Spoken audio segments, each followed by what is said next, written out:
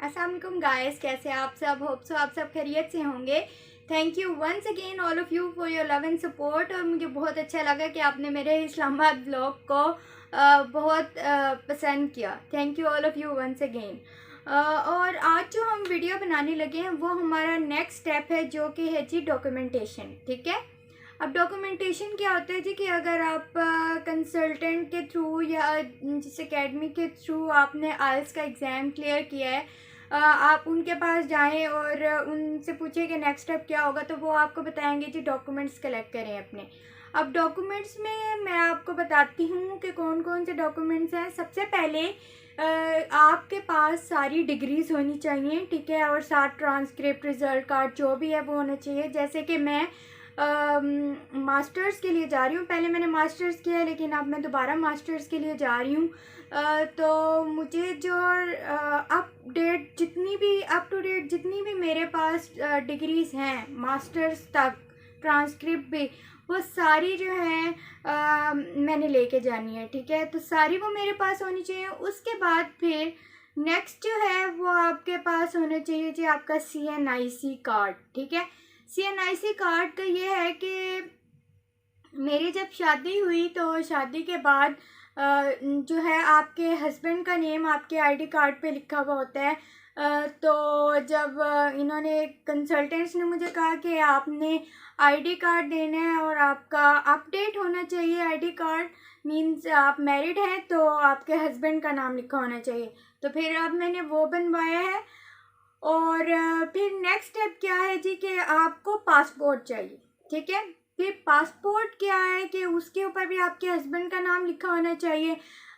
तो फिर मैंने अपना पासपोर्ट मेरा बना हुआ था, उसको मैंने रिन्यू करवाया। उसको रेगुलर फ़ी पे अगर आप रिन्यू करवाएंगे तो वो आपको तकरीबन 6000 लगेंगे नादरा से। ठीक है, वो आपका तकरीबन 10 डेज़ में आ जाता है। ठीक है, और अगर आपने CNIC आपने अपडेट करवाना है तो वो अर्जेंट आपको 2500 लगेगा और वो 1 डे बाद ही आपका आ जाएगा। ठीक है, उसके बाद फिर आपको क्या चाहिए, आपको आइल्स का रिज़ल्ट कार्ड चाहिए कि वेरिफिकेशन होती है कि आपने आइल्स टेस्ट क्लियर किया है। ठीक है, वो आपके पास होना चाहिए। फिर आपके पास क्या होना चाहिए जी, इनिशियल डिपॉज़िट की मनी होनी चाहिए। ठीक है, इनिशियल डिपॉज़िट क्या होता है जी, आपको वो आपकी जो वहाँ यूनिवर्सिटी की फ़ी होती है वो आपके थोड़ी अमाउंट में आपको देना होता है, तभी डॉक्यूमेंट्स जो हैं उनके साथ अटैच होके यूनिवर्सिटी के पास जाते हैं और फिर वहाँ से कैश लेटर आता है।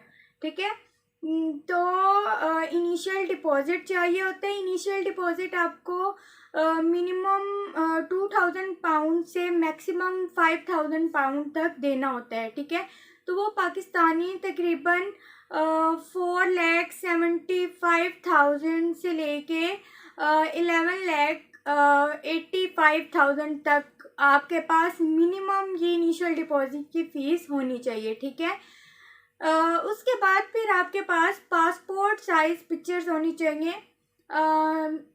10 to 15 आप कर लें, क्योंकि डिफरेंट चीज़ों पे आपको लगानी होती हैं, तो वो आपको चाहिए।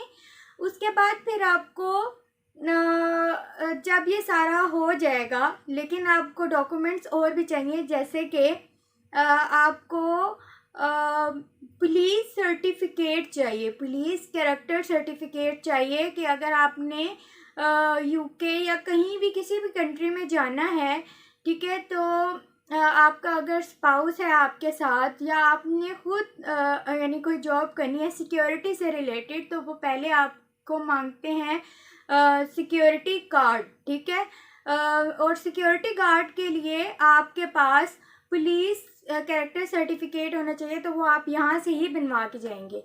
ठीक है, उसके बाद फिर आपके पास क्या होना चाहिए जी, मैंने अपने पास डॉक्यूमेंट्स लिख के रखे हुए हैं। आपके पास वैक्सीनेशन कार्ड्स होने चाहिए। ठीक है, आप कोविड के दिन हैं तो कोविड कार्ड वैक्सीनेशन कार्ड बनता है। ठीक है, तो वैक्सीनेशन कार्ड्स आपने अपने साथ लाजमी रखने हैं।